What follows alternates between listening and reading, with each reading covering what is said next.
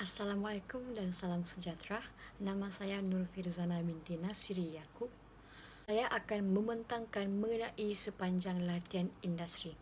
Nama organisasi saya adalah Mushroom In Sempurna. Mushroom In Sempurna merupakan sebuah syarikat yang ditubuhkan pada tahun 2019. Syarikat ini bergiat aktif dalam satu produk pelancongan iaitu penginapan. Mushroom In Sempurna ditubuhkan pada Mac 2019 dan siap pada hujung bulan Februari 2020. Ia dibuka pada Mac 2020 tetapi di mana terjadinya berlaku pandemik COVID-19 pada bulan tersebut dan menyebabkan penginapan ini terpaksa ditutup sehingga tamatnya pandemik tersebut dan dibuka semula pada September 2021. Pada mulanya, penginapan ini hanya fokus kepada pelancong Cina sahaja. Tetapi disebabkan berlaku pandemik COVID-19, penduduk tempatan tertarik dan berminat untuk datang ke Mushroom Inn untuk menginap. Seterusnya adalah aktiviti organisasi di mana Mushroom Inn sempurna menyediakan tempat tinggal sementara kepada pelancong atau pengunjung, mengendalikan pengurusan tempahan bilik pelanggan, menyelenggara perkhidmatan elektrik dan struktur di setiap bilik dan juga bangunan. Ia juga mempromosikan Mushroom Inn melalui laman web dan sosial media seperti Agoda atau Booking.com dan Facebook.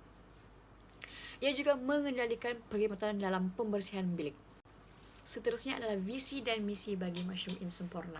Visi Mushroom Inn Sempurna adalah memberi perkhidmatan yang terbaik kepada para pengunjung, manakala misi Mushroom Inn Sempurna adalah dapat memberi keselesaan kepada penginap seperti yang mereka impikan dan juga menjadi pusat sehenti bagi mendapatkan maklumat berkaitan tarikan dan juga keunikan di Sempurna.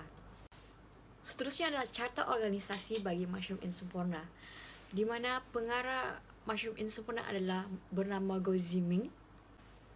Nur Natasha binti Abdullah adalah merupakan resepsion dan juga pembantu.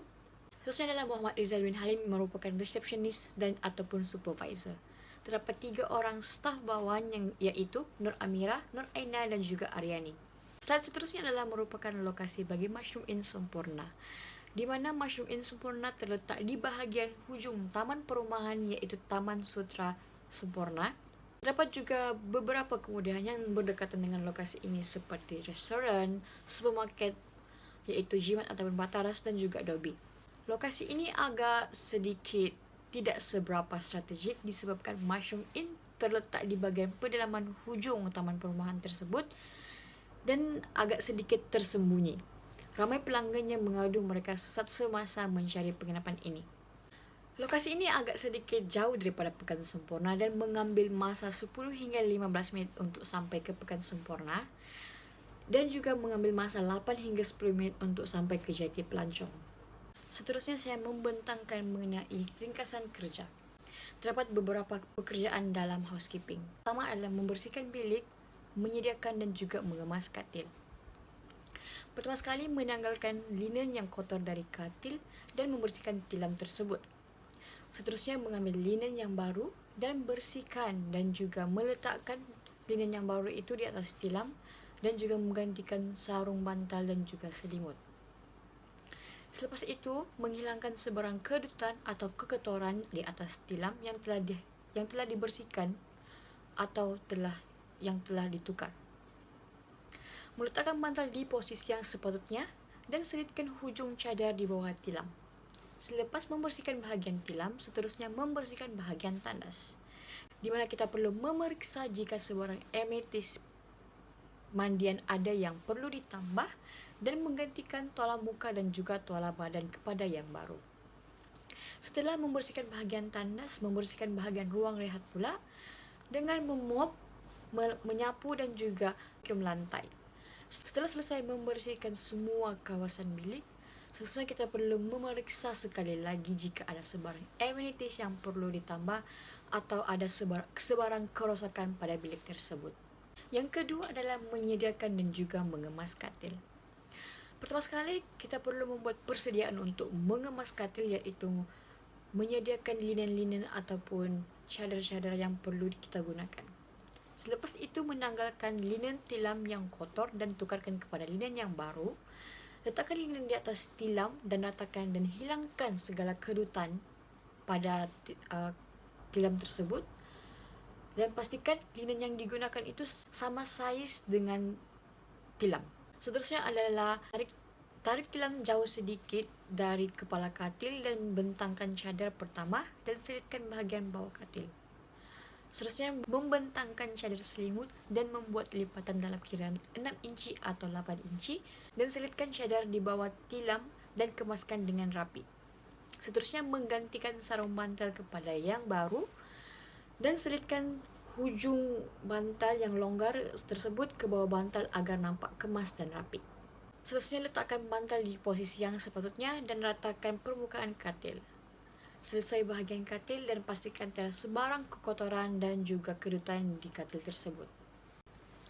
Yang ketiga adalah membersihkan bilik, di mana kita perlu menyediakan terlebih dahulu peralatan dan juga bahan-bahan yang digunakan untuk membersihkan bilik.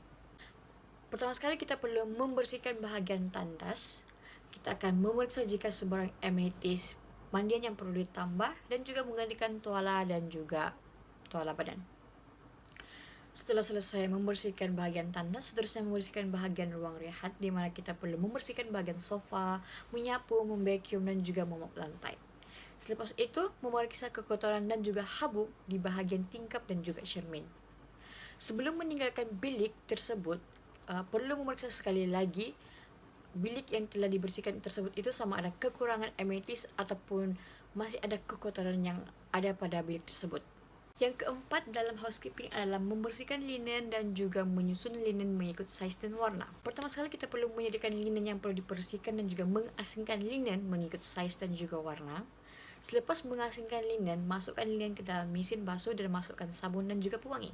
Jangan sesekali mencampurkan linen yang berwarna putih dan juga berwarna gelap. Setelah selesai cucian yang pertama, masukkan linen yang seterusnya. Sementara menunggu cucian yang lain, masukkan linen yang telah dibasuh ke dalam mesin pengering. Setelah selesai linen tersebut dikeringkan, pastikan linen tersebut dilipat dengan kemas dan meletakkan linen tersebut di tempat yang sepatutnya mengikut saiz dan juga warna, dan ulang semula langkah-langkah tersebut untuk cucian yang seterusnya.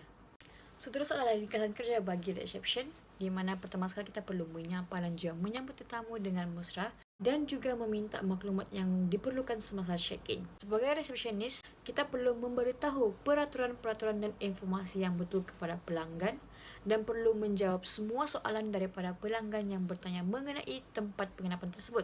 Resepsionis juga perlu sentiasa PK untuk menjawab panggilan telefon yang masuk. Selain itu, resepsionis juga perlu membuat tempahan daripada pelanggan serta menentukan bilik yang tersedia. Slide seterusnya adalah merupakan dapatan dari latihan industri, bermaksud di mana apa yang saya dapat semasa latihan industri. Pertama sekali, dapat memahami dunia perniagaan dan pelbagai risiko dan cabaran. Belajar bagaimana untuk berkomunikasi dengan berkesan sama ada dengan pelanggan ataupun kaki tangan syarikat. Boleh memahami dan juga mengkaji sistem pengurusan organisasi yang memerlukan kemahiran yang tinggi. Yang keempat adalah memantapkan lagi keyakinan untuk bercakap atau berurusan dengan pelbagai tingkah laku yang berbeza daripada individu yang berbeza. Yang kelima adalah pelajar dapat menimba ilmu dan dapat pengalaman yang sangat banyak sebagai aset semula jadi untuk bergerak ke dalam dunia kerja yang sebenar. Seterusnya adalah komen dan juga cadangan sepanjang saya menjalani tempoh latihan industri di Mushroom Inn Sempurna. Cadangan yang membina atau idea yang bijak mempunyai kesan positif kepada organisasi mereka sendiri untuk melihat kelemahan mereka sendiri dan mengekalkan atau meningkatkan kelebihan yang sedia ada dalam menerajui dan meneruskan perjuangan bagi organisasi itu sendiri untuk menjadi lebih maju dalam masa depan yang kompetitif.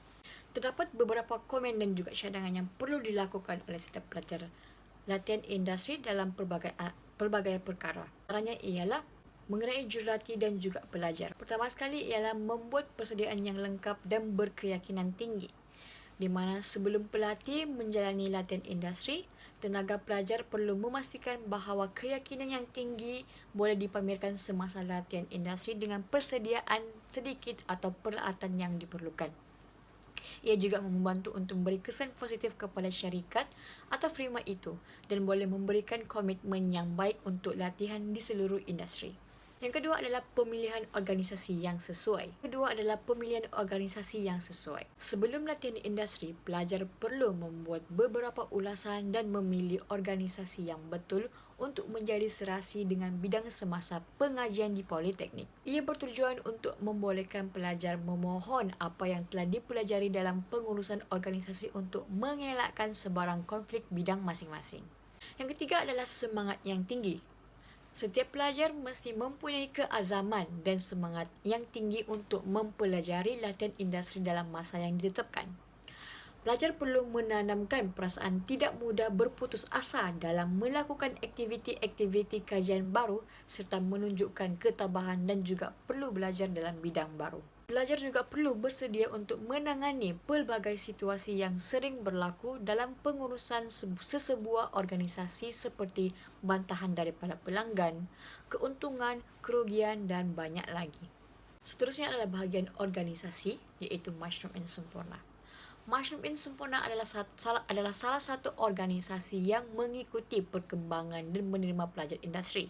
Semasa latihan industri, pelajar yang terlibat dalam organisasi mempunyai banyak kerja untuk dipelajari dan pengalaman tersebut akan dibawa ke dalam dunia pekerjaan sebenar selepas tamat pengajian tidak lama lagi. Justru itu, terdapat beberapa cadangan yang positif yang boleh digunakan oleh organisasi. Antaranya ialah keperhatian tentang pandangan pelajar. Organisasi boleh mengadakan mesyuarat ringkas dengan pelajar yang menjalani latihan industri dalam setiap bulan supaya pelajar boleh memberi pendapat tentang sesuatu kerja yang dilakukan. Di samping itu, pelajar juga boleh mengetahui maklumat lanjut dalam sistem organisasi dan mempelajari segala ilmu yang baru kepada mereka. Ia juga akan menutup sistem komunikasi dua hala antara pelajar dan pertubuhan-pertubuhan ini boleh memberi banyak faedah kepada kedua-dua pihak. Yang kedua adalah teruskan pengambilan pelajar untuk latihan industri. Mushroom in Sempurna perlu terus mengambil pelajar latihan industri kerana ia adalah sebuah organisasi yang boleh memberikan pengalaman dan juga pengetahuan pelajar latihan industri. Dengan ini, pelajar dapat menjalankan latihan industri dengan betul dan berkesan. Yang ketiga adalah pendedahan yang lebih mencabar. Organisasi adalah untuk mendedahkan pelajar bagaimana untuk menguruskan sesebuah organisasi sebagai satu cara untuk berkomunikasi dan berkhidmat kepada pelanggan. Ia juga melatih pelajar untuk berkomunikasi dan bersemuka dengan orang ramai, terutamanya bagi organisasi yang menjalankan perniagaan, dan melatih para pelajar bagi memasuki rundingan juga promosi syarikat. Yang terakhir adalah merupakan kesimpulan. Latihan industri adalah untuk mendedahkan pelajar kepada suasana persekitaran kerja yang sebenar. Sikap pintar juga amat penting untuk menangani masalah inventory peribadi untuk memperbaiki dunia dalam memahami cabaran perniagaan dan ujian sama ada jatuh atau meningkatkan prestasi sesebuah organisasi. Terdapat pelbagai pengetahuan dan juga pengalaman yang telah banyak saya perolehi. Itu sahaja daripada saya. Sekian, terima kasih.